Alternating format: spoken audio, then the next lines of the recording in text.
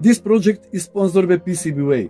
From concept to production, PCBWay provides cutting-edge electronic design solutions for global innovators including hardware design, software development, mechanical design, product testing, and certification.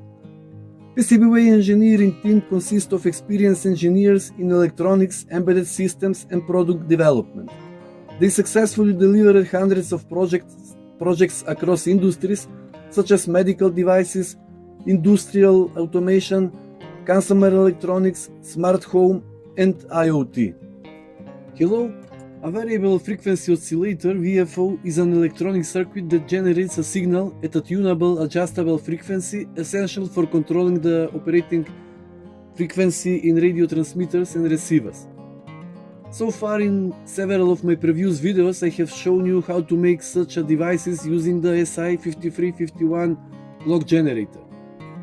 This time I will explain how to make a VFO, but now with the AD9850 signal generator module.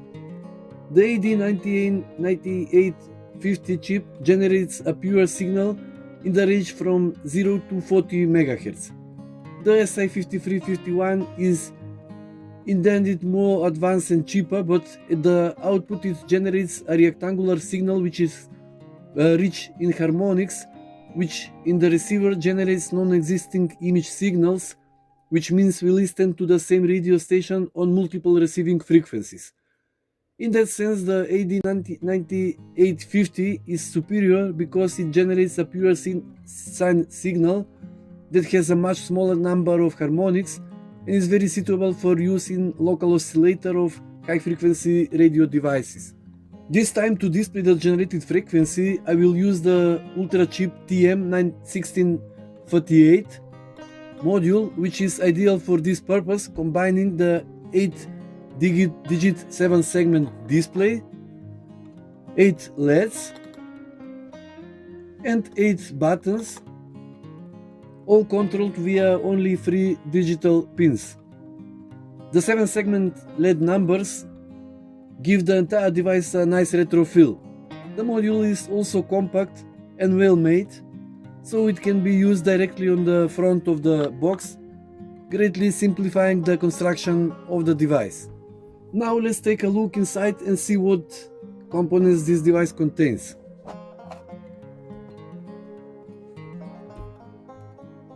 First, there's the AD9850 module.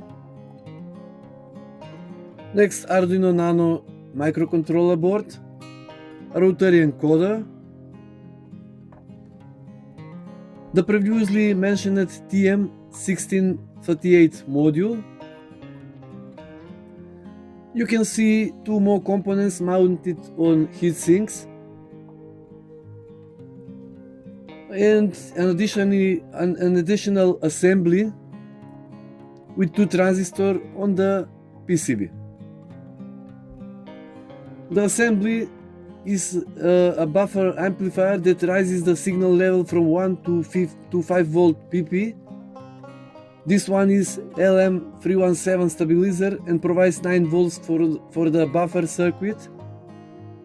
And the other one is a 7805 linear stabilizer through which the DDS module and Arduino is powered. I made these additional modifications for the needs of one of my devices with special equipments. Although with the assembly without this modification is quite sufficient, using a direct 5 volt or 3.3 volt power supply.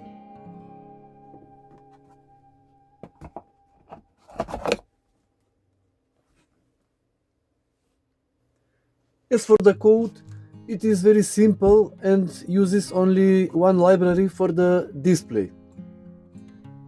It also allows you to change some of the basic settings of the device very easily. Now let's see how the device works in real conditions. Immediately after turning on, the display shows the default frequency that was previously entered in the code. In my case that is 7 MHz. With the rotary encoder, we can change this frequency in steps of 1 kHz, which is default step. On the first button, we can change this step to 10 Hz, 100 Hz, 1000 Hz, 10 kHz, 100 kHz or 1 MHz. On the second button, the modulation type AM, USB or LSB is changed. USB, LSB or AM the modulation type.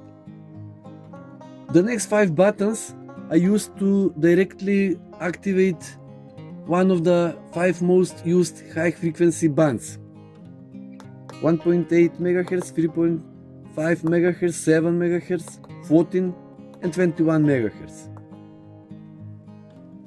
It is important to note that we can continuously change the frequency from one band to another, so this also includes broadcast frequencies.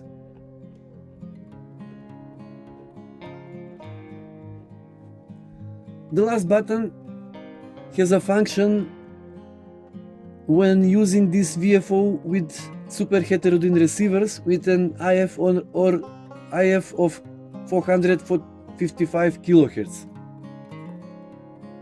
active and inactive. Namely, by activating this option, the actual output signal is 455 kHz higher than the one shown on the display. The 8 LEDs at the top signal which of the options is currently active: 7 MHz band and super heterodyne is active. Another very useful feature is the ability to change the intensity of the display and LED lighting. By pressing the encoder button, we enter a mode where the display brightness can be changed from 0 to 100%. This is very useful in conditions of work at night, which is the most common case in reality.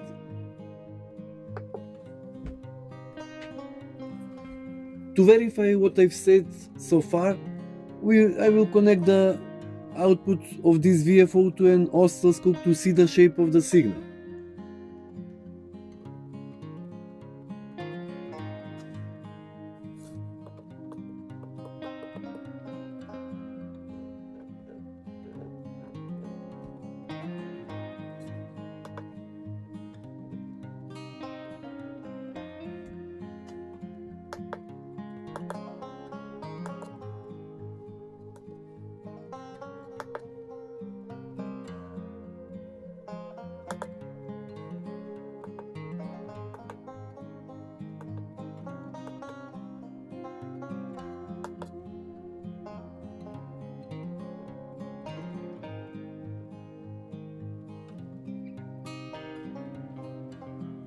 And also on a buffer at output 5V PP.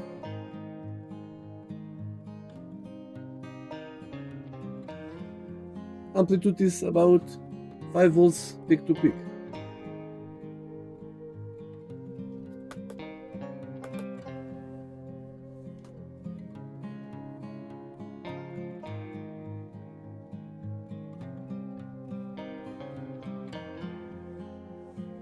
And finally, a short conclusion.